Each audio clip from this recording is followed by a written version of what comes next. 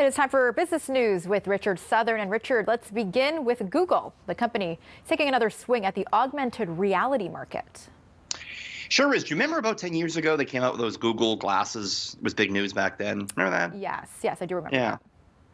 that. Never really caught on. They were the augmented reality glasses, and they were expensive. They didn't do a lot, but now technology has advanced, and reports are that Google is taking another crack at this. The technology website called The Verge is reporting that Google is set to come out with a new version of these glasses at some point in 2024. Early prototypes are said to look more like ski goggles than these original versions. The headset reportedly running on Android, and all the graphics said to be rendered at Google servers and then sort of sent to the headset, so the headset doesn't have to do a lot of processing. No word on pricing just yet. It's a bit early. But Apple is also rumored to be working on glasses. All these big tech guys are getting into this now. Bloomberg News reported the other day that Apple is set to come out with its version of augmented reality glasses at some time at the end of next year or early 2023. Reportedly, Apple having some issues with the overheating of the camera and the software. You know, you think it's bad right now, Melissa, where we're constantly looking at our phone all the time. Imagine when we get these things on. We'll never be talking to each other at all. We'll just be staring into space. You know? Yeah, it seems like there's a lot of technology to keep up with nowadays. This could be helpful. The augmented reality, they say you'll never forget someone's name, because if I look at you, your name will pop up right next to you. So I go, hey, that's Melissa, a very cool feature. I do like that. Wow. Okay. Yeah. Now, Ontario's Workplace Safety and Insurance Board is getting an overhaul. Yeah, big news in here. The Ford government announced today that it's pushing for changes at the WSIB.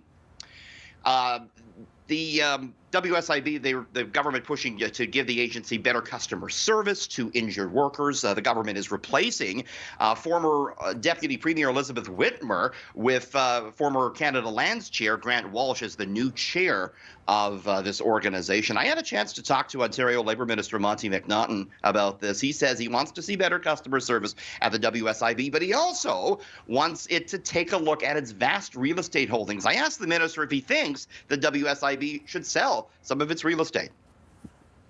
I've tasked the new leadership that's going to be running the WSIB to look at that. I mean, I've often thought, you know, why do we have a call center at the most expensive real estate in the country in downtown Toronto? I mean, we have employees really trekking across the GTHA, some employees from outside of Toronto going into downtown. I think there's an opportunity to decentralize the WSIB, drive efficiencies. As WSIB has a building at Front and Bay, the Toronto Star says it could be worth $600 million, Melissa. Okay, and New York's mayor is getting set to cash in his first paycheck, but he might be coming up a little shorter than first expected. Yeah, it's payday Friday, and not a happy one for the new mayor of New York City. This man's name is Eric Adams, and what he did a couple of months ago, Melissa, he said, hey, I'm going to convert my first 3 paychecks as mayor into cryptocurrency. He said, you know, he wanted the city to be on the forefront of innovation. Yeah, that was a good pledge to make a couple of months ago when crypto was flying high.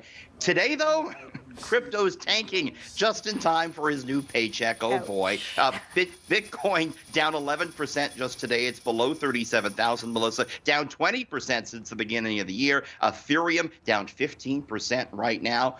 His first 3 paychecks will amount to about 18,000 US. Before he converts it, it's going to be worth a lot less. A lot of people are hurting right now on cryptocurrency, I'm afraid. Gotta thank crypto for that. Well, thanks so much, Richard. And that's business editor Richard Southern. Thanks.